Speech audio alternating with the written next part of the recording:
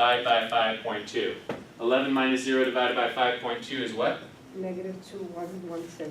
Negative 2.116. Let's plot that on our frequency distribution. Looks like about right here. It's 2.116. Negative 2, wait, is negative? Negative. Yeah. Oh, positive, sorry, positive. Positive. Alright, equals positive 2.116. So let's plot that on our frequency distribution. 2.116. What is our decision? Fail to reject. Fail to reject. It is not so far away from the null hypothesis that we would say we have overwhelming evidence to disprove this.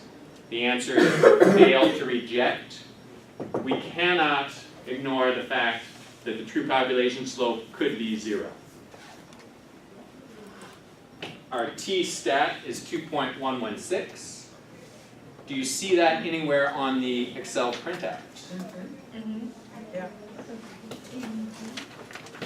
T-stat 2.116. Excel knows that that's the thing you care about, the key hypothesis test. So it gave you the t statistic for a hypothesis test testing whether or not the slope was 0. What about this p-value? What do you think that means? What is p-value? What's the definition of p-value? Probability of getting the sample that low. Yeah, the probability of getting that sample outcome if the null hypothesis is true. So if the null hypothesis is true, what is the probability of getting a sample slope of 11? Just random coincidence having this be 11. And the lower probability that is, the more likely we might be to reject the null hypothesis. So what is the p-value for this sample outcome?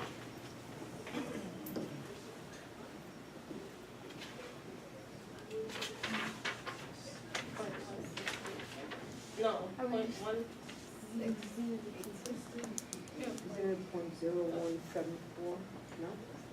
Because Can you use the C or you use the T for that one? is this, It's the p-value. So I will use the Z score. Yep, it's Right? the p-value. yeah, because this So one, it's, I have 0.174, 0.1. 0.17. 7. You have 17%. Did you get that on your calculator? No, So you minus the one. I go to the negative Z score. No, but it's not negative. It's good. So you're looking on the z table. Yeah, Okay, that's a great idea. You could look on the z table for 2.116. The only problem is we're using a t. That's good logic. The only problem is we're using a t table with 2 degrees of freedom. So you're actually going to need to use that calculator you told me about. right. And if you do that, you're going to get, what is she going to get if she uses that calculator that gives her the correct p-value? What's the answer? 0.1686. Yeah, 0.1686, about 17%. So the probability of this sample outcome, if the null hypothesis is true, 17%. Is that unlikely? Maybe a little bit unlikely. Is it extremely unlikely? No. It's not extremely unlikely. So we're going to be less confident standing up and saying we have overwhelming evidence to reject the null hypothesis. We had an unlikely outcome, but not an extremely unlikely outcome. If this p-value were less than 5%, then we would say yes, reject. Yeah. Can you go over how to do it by hand, just like 1 second? You said use the T table, not the Z.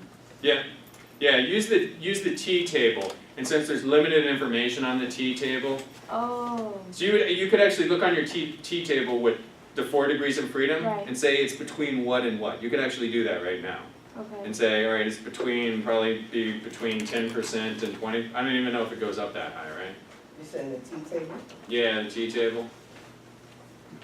T table probably the t table only goes up to 10%. I think. Got Right? 0.17172. That's what you got on your calculator? Yeah, it goes up to 5%.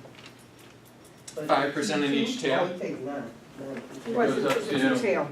That's the Z. Do we need to know? No, right there, see right here, Two-tail is, That's the Z. that's T, No, it's the Z. the two-tail would be 0, 34, that's T. 34, 5. Oh, sorry, I apologize. But on the front, Look at that one with the paper. I apologize.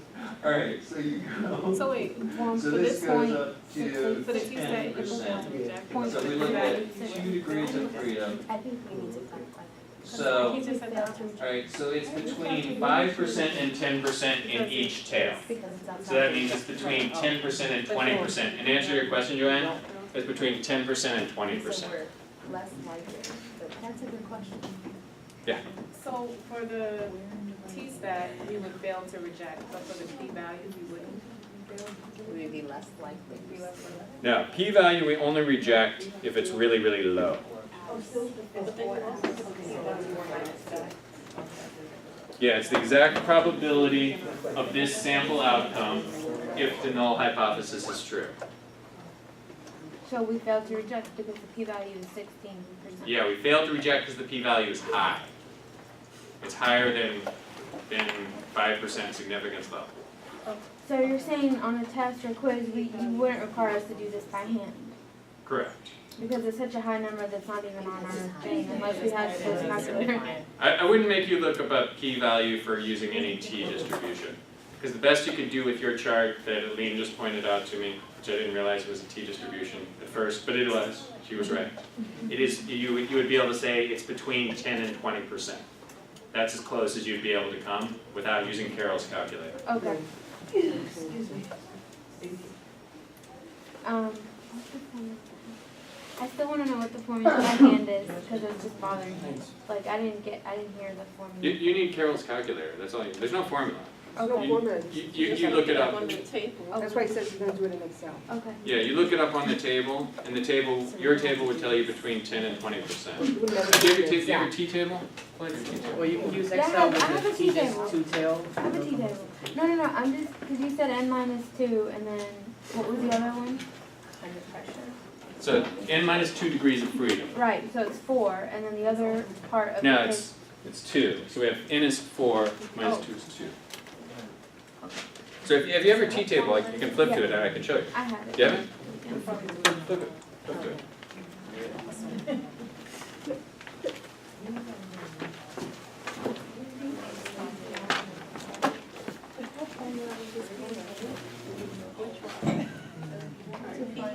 Alright, so we go 2 degrees of freedom. Our test statistic is 2.116. Oh, okay. Okay, so it's between those two numbers. So we know it's between 5% and 10% in either tail. And if 5% and 10% in either tail means 10% total, 20% total. So we know it's the p-value is between 10% and 20%. So what is it like here? Yep, exactly.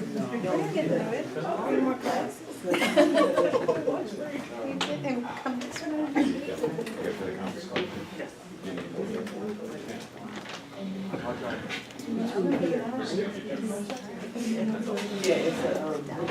You said it would be My son is in school Monday. All right. So, question for you all. Based on this sample data, could we infer that there is a positive relationship between number of websites your app is linked to and number of downloads?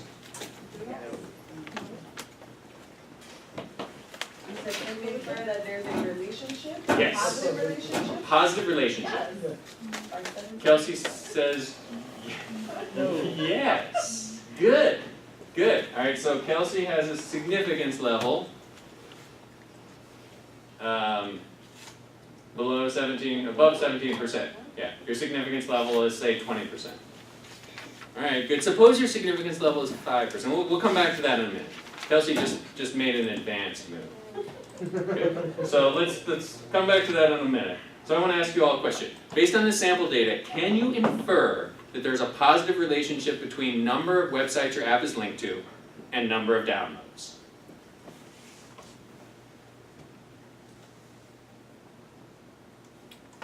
Based on what did Would you infer that? You have a regression equation that says, all right, I think for every 11 No, for every one website you're linked to, you'll get 11 more downloads. So just looking at that, you might say, yeah, I think there probably is a positive relationship. Right.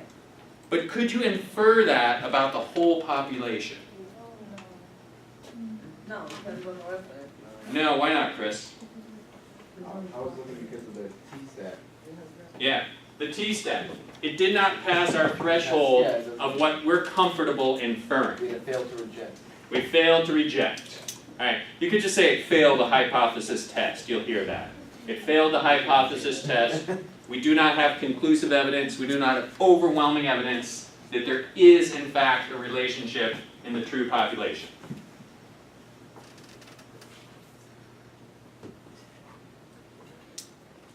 Yeah.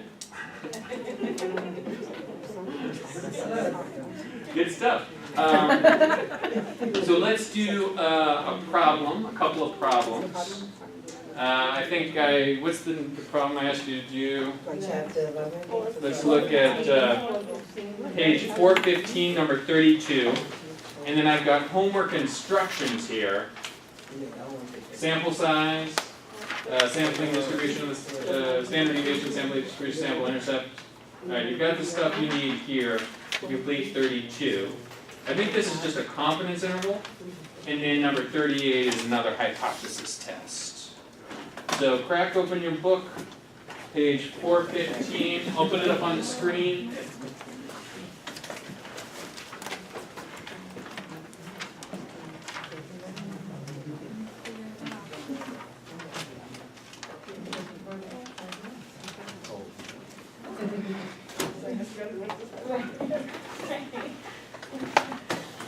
What did I say, 32? Yeah.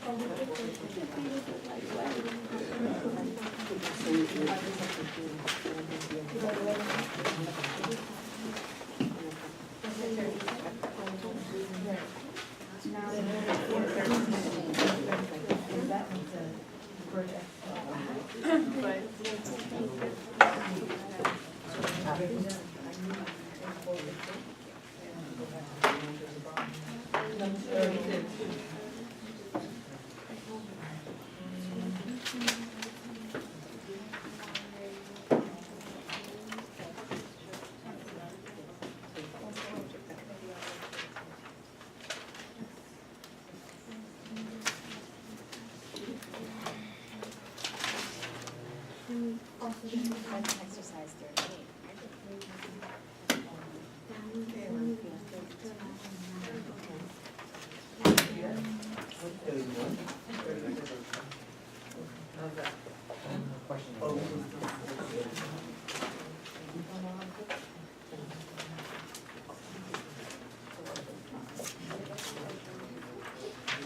No, 32, and 415.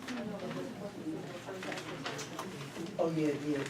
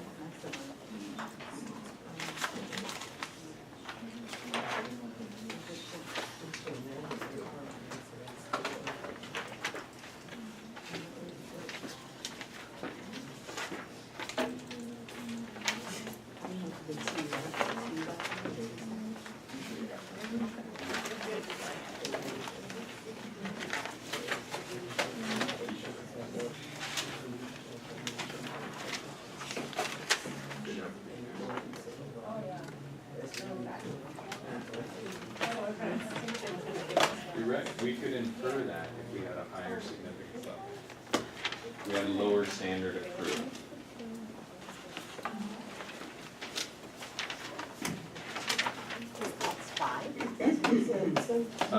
N you mean? Oh, N is 5, yeah, N is 5.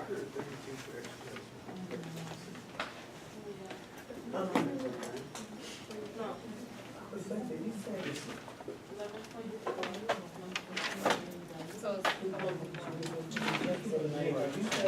I think they're saying for the question number 3.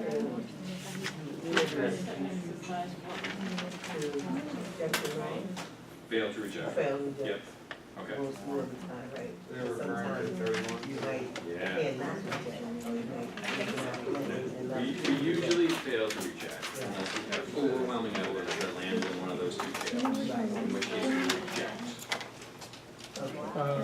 32. That's what one of the questions. Good, yeah, send me an email and we'll back up a little tomorrow about the quiz.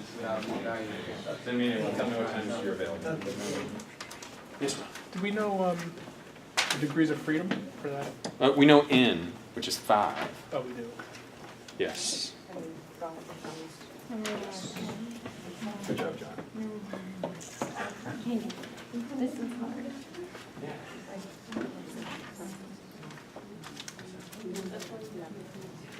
Figure out.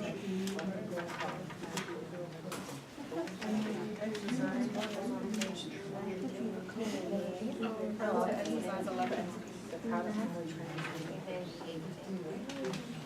Give me a printout. Exercise 11. No, exercise 11.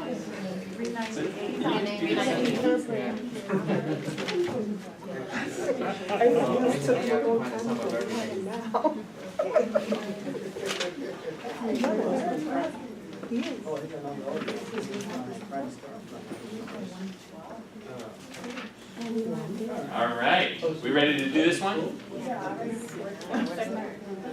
1 second. So this, wait, 31 is saying refer to exercise 11, and then 32 says refer to exercise 1. Yeah. Okay, you can begin. Yeah. Where are you finding the information when it says refer to exercise? Oh, on the homework instructions, right here.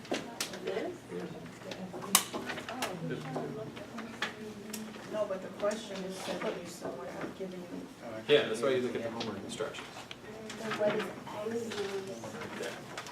All right, so the reason I gave you homework instructions is because I didn't want you to have to crank through by hand these two things. The homework in your textbook actually asks you to calculate this by hand and calculate the standard deviation of the sampling distribution of the sample intercept and the standard deviation of the sampling distribution of the sample slope by hand, or with a calculator or with Excel. And that's, like I said, I did that once and it was kind of rewarding realizing that it was possible to do. But you'll just use Excel. But right now you look on the homework instructions. This is the sample regression equation for coffee sales. The predicted number of coffee sales is 660 minus 6.8 times X. X in this case is temperature. So it's trying to establish a relationship between temperature and coffee sales. So question for you all, for a 1 unit increase in temperature, what would you expect to happen to coffee sales? Decrease by how much? 0.5. Yeah. 0.5. How much? 6.8. Sorry, 6.8. 6.8. So for a 1 unit increase in temperature, you'd expect coffee sales to go down $6.80. $6. So for a 10 unit increase in temperature, how much would you expect coffee sales to go down? $60. $68. Yeah, $68. Okay, so there's an inverse relationship between temperature and coffee sales. So the hotter it gets, the more likely you are to go buy ice cream or go buy those cool slushy things. Yeah, somebody mentioned that last night too, but apparently not, according to this. Maybe you're going to buy some iced coffee, but when you add it all together, 1 unit increase would you would suspect that there would be a $6.80 decrease in coffee sales. But here's the thing, this is just the sample data based on a small number of data points. How many data points based on? 5. 5. And I gave you those homework instructions, n equals 5, so 5 coffee stores basically, or 5 days actually. It's just 5 days of coffee sales. They said, what was the temperature that day? What are the sales that day? Just 5 days. Okay, so this is just based on sample data. We want to know the true population intercept and the true population slope. So, for the true population intercept, our point estimate is 660. We're going to go plus or minus some amount. What is the amount we're going to go plus or minus? Well, some number of standard errors. To get the some number, we're going to use the t distribution with n minus 2 degrees of freedom. And the standard error is given to you in this case, and what is it? 89.197. 197? Yes. Alright. So, how many standard errors plus or minus are you going to go if you want to be 95% confident? Given this both.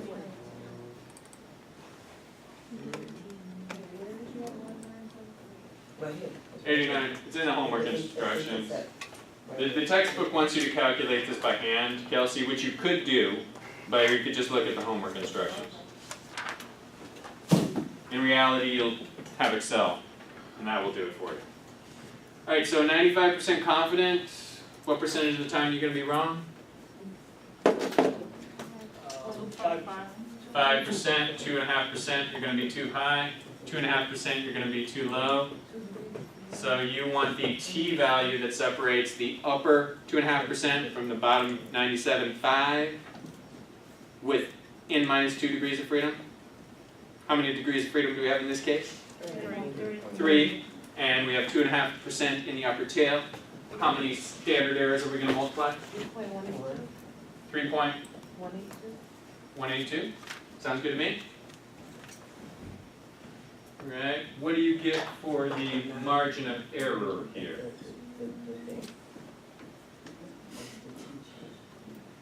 3.182 times 89.197.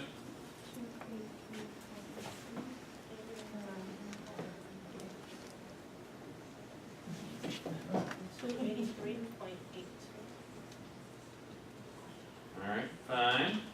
Alright, and let's do a confidence interval.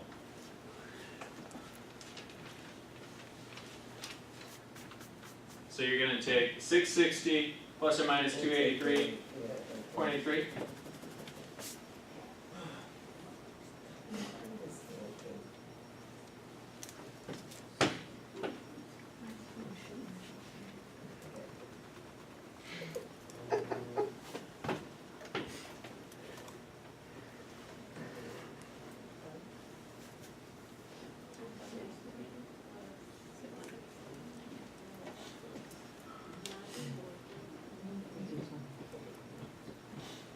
One is 943.82. That's the plus one. 943.82. And Okay. I gotta pay it down. 82, that's 367.8, 18, sorry. 0.18. Yes, Alright, do we like those numbers? 376. Pick 367. 376. Fair enough. 376.18. Alright. Who would like to do the interpretation?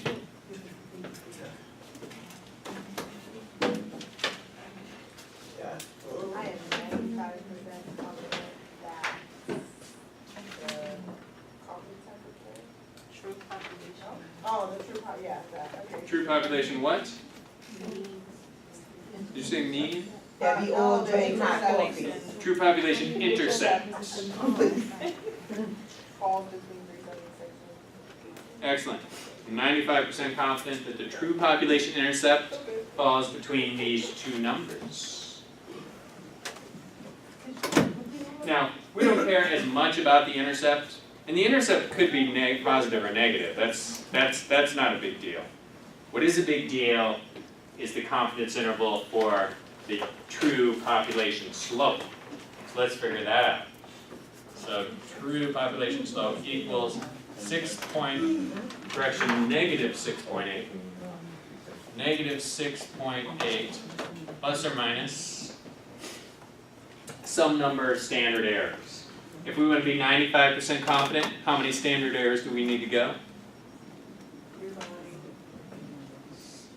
3.182. We look on a t-distribution with n minus 2 degrees of freedom.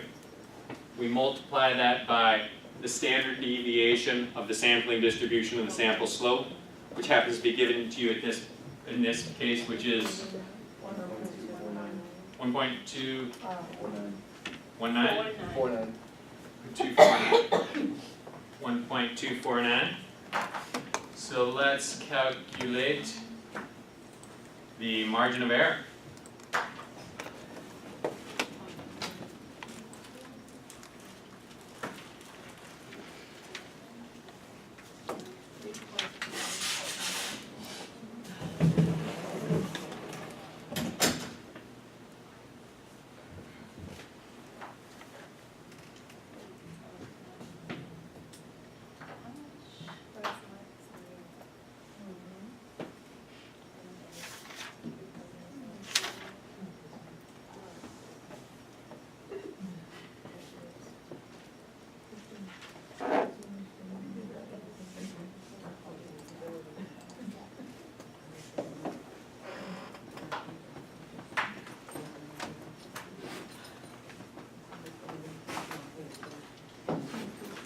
Does anyone have the margin of error here?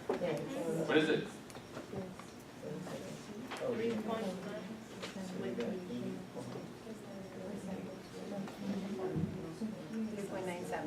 3.97? I like it.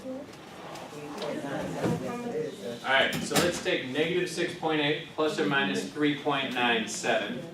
That's going to give us our confidence interval.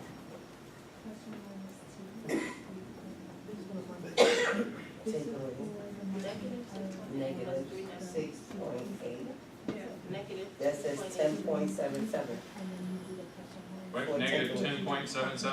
Yeah, Alright.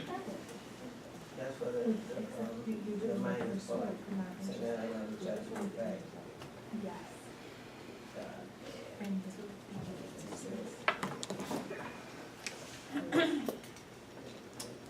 Negative 2.86.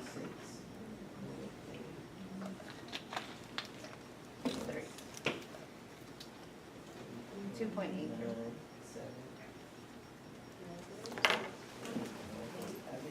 Negative 2.826, so if you round it up, it'd be negative 2.83.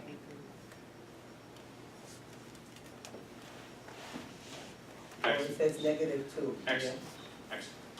Take 10. Because that interval, can we use that to predict the hypothesis as a rejecting the null because it's less than 0? Yes.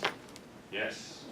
So, this confidence interval, you'd stand up and say, I'm 95% confident that the true population slope is between negative 10.77 and negative 2.83. So what we like about this confidence interval is it does not cross 0. So at the 95% level, we are confident that we have a statistically significant result, that we could reject a null hypothesis that the slope is equal to 0. And 95% confident would be the same thing as a 5% significance hypothesis test.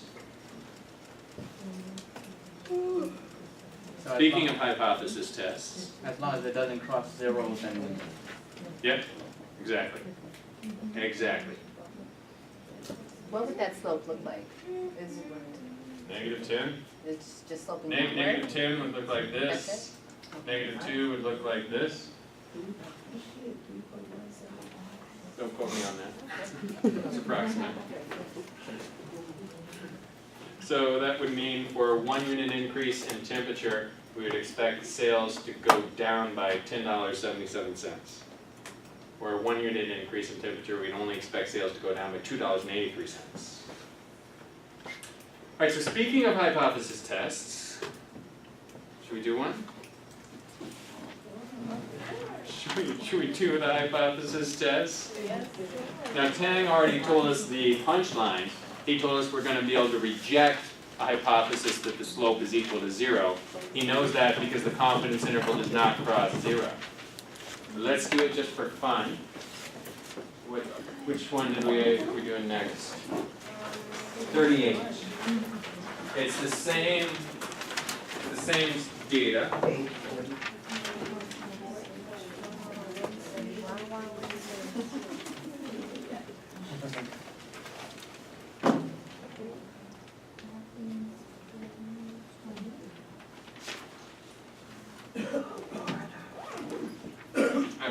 Oh, and here come, this is it, the norm is 5, and, okay, you gave it, right, to use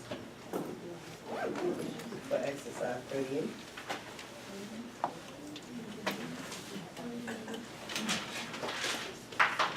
There's not enough information. We said we're gonna use 17, and use 33.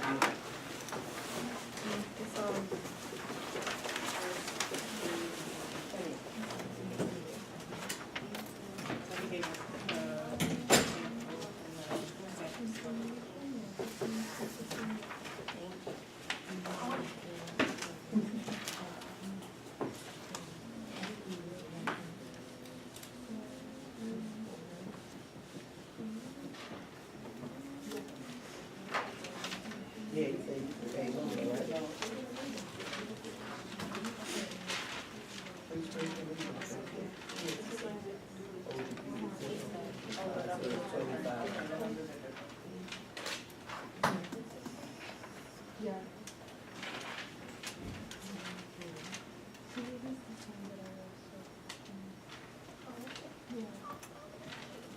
it's 25.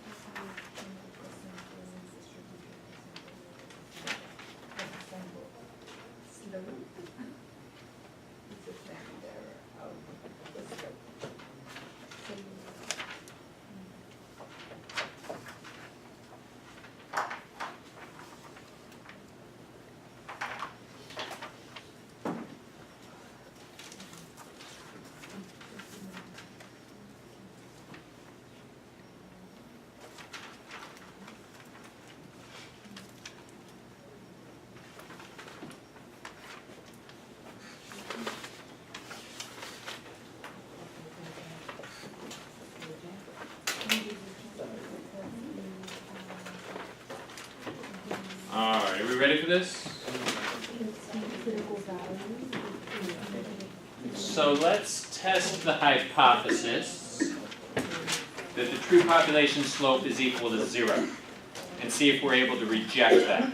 Do we have overwhelming evidence that that is not true? If we do, then we could take this model to every coffee shop and say, I'll be your business consultant, I'm smart, here's how to make money. Rig the temperature. Make the temperature go up. Global warming will make you money. Is that it? Yeah. Go to the coffee shops and tell them, alright, if you could just get the temperature to go up and up and up. You gonna sue, so they're gonna burn, right? Wait a minute. No, that's wrong. No, that's wrong. That was wrong. The coffee shop wants temperature to go down. Yes. Alright, so, okay. So global warming is bad, right? Right. Because that means global warming is bad. It's getting hotter. Alright, just hypothesizing. Okay, so we have a regression equation that says our sample slope is negative 8.6. What is it in the real world? Is it 0? That's the key question. We want to know if we can disprove that at the 5% significance level. If the null hypothesis is true, the true population slope is equal to 0. If our sample comes out to be a little bit more, a little bit less than 0, fine, whatever. If it comes out to be a lot more or a lot less than 0, then we are ready to reject the null hypothesis and assume that in fact we have a statistically significant slope because it would fall in the rejection region. If we have 5% significance level, what percentage of the data is in each of these little tails? 2.5. 2.5%. Good. Can you give me the critical value for the upper tail and the critical value for the lower tail? 4.303, positive for the upper, And it's the same thing here. negative 4.303. Fantastic. So you looked on the T table with n minus 2 degrees of freedom. N in this case is 5, so that's 3 degrees of freedom and 2.5% in either tail. That is your rejection region. So it's 3.182. Wait, you said So a degree, 182. 9, take away 2, Yeah, we lost it. that's 6, that's 7, yeah, Because N is 5, and the 3.182. yeah. Oh.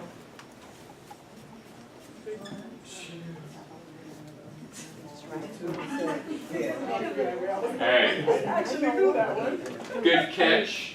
So you look on your T distribution with 5 minus 2, wait, 6, what's, N is 5, It's right? 7, N is 5, so 3 degrees of freedom.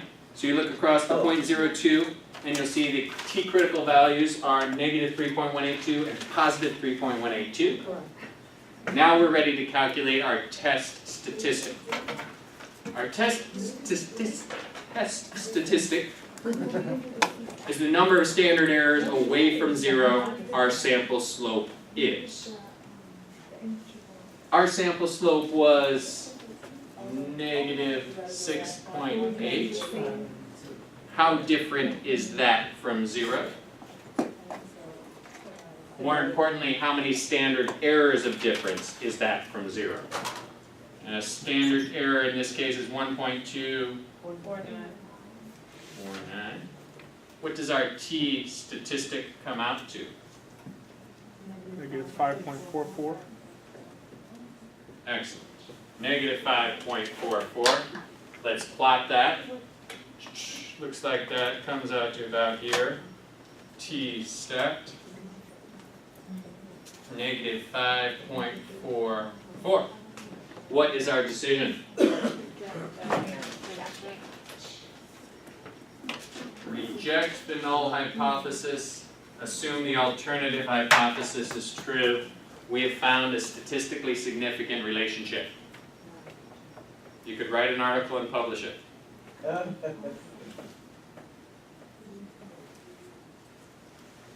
Any questions at all?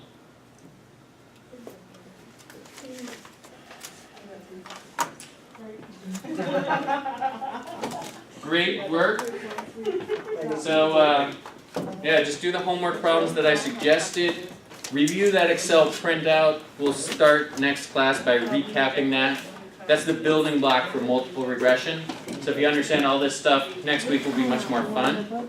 I look forward to seeing you next week. That's Mark. They're